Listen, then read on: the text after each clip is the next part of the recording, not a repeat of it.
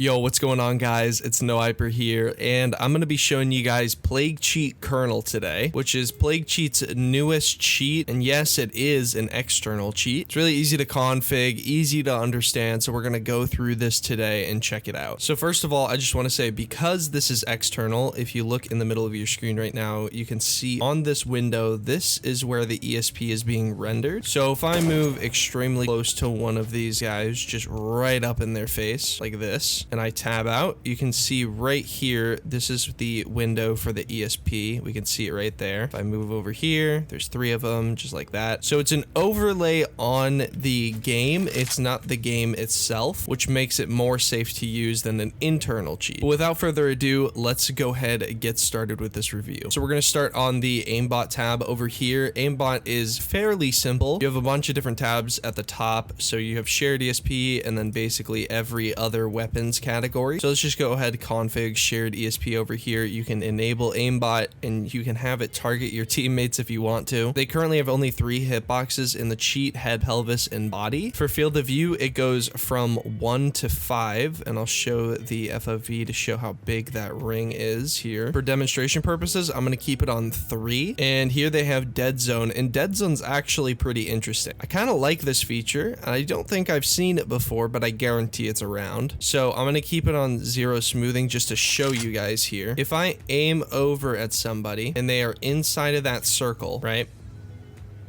it will snap right to them, but it won't go past the red circle in the middle. So you actually have to aim once it gets to that red circle. Let me just inch this very, very close and we'll see where it stops here. Now, and boom, there you go. It snaps over because I have 0 smoothing on, but it doesn't go completely within that red circle. You actually have to finish the aim. So that just makes you look overall more legit. So I really like that idea. I don't know if I'd use it personally. I think I'd just stick with a lower FOV, but I could definitely see somebody using that. And for smoothing, it's 0 to 10. So obviously if you have it high, it's not going to snap as much. If you have it lower, it's going to snap a lot more. Let me just put it on 7. They also have Triggerbot here, and you can add a bind to Triggerbot as well. You can set a custom reaction time. I'm assuming that this is in milliseconds. So if I go over here and I hold my key here, so it's not the most accurate Triggerbot you've ever seen, but it's not terrible, and it's also external, so you got to keep that in mind. That is a factor. But yeah, it looks like sometimes it just gets a little confused, but overall it's not that bad. All right, let's go ahead and move on to visuals over here. Your visuals section is also pretty tame, pretty simple. You've got player visuals and other visuals. In player visuals, you can obviously enable them and you can bind them if you'd like. You have box ESP, HP bar, name, weapon, weapon icon. You already know all this stuff. I don't have to go through all of it, but something to keep in mind, they do have head dot, which is not very often you see that in a cheat, so that's pretty cool. And they also have attributions, which are just flags that they preset into the cheat, so you can't select what flags you want, but they're just all there in attributions, or attributes, my bad. Moving on to a dropped weapon over here, you can select name, icon, and ammo. So if I just drop my weapon right now on the floor, you can see that there's the ammo bar, there's the weapon icon, and there's the name. They also have a grenade ESP, so you have your name and your detonation timer.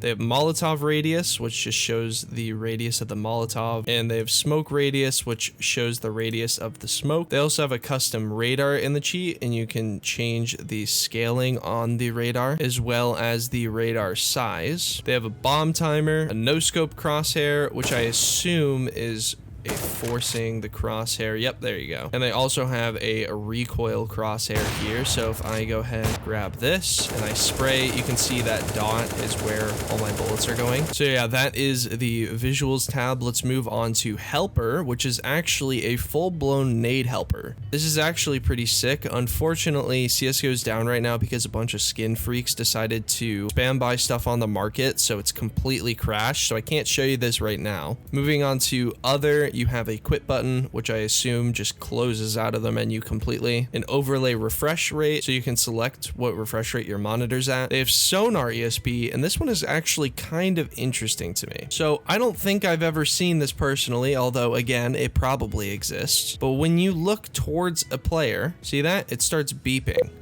when you get on them. And you can change this FOV, so if I put it to 25 and I start looking towards them, it's beeping there, and when I get closer, it'll beep even faster, I wouldn't personally use it, but it is an option in the cheat. You can also change the sound pitch, the sound speed, and the duration of the sound. So this is more or less useful if you're looking at somebody through a wall, right? It'll show that you're around somebody or aiming towards somebody. And last but not least, there is the config section in the cheat where you can save and load configs. So yeah, that is Plaguecheat Kernel completed. It's actually pretty nice. I do enjoy where they're going with this. I think they could add some more features, but obviously you got to take into consideration the fact that it is external. So there is some limitation to what you can add to it and what you can't. But yeah, I hope you guys enjoyed this video, and I'll see ya.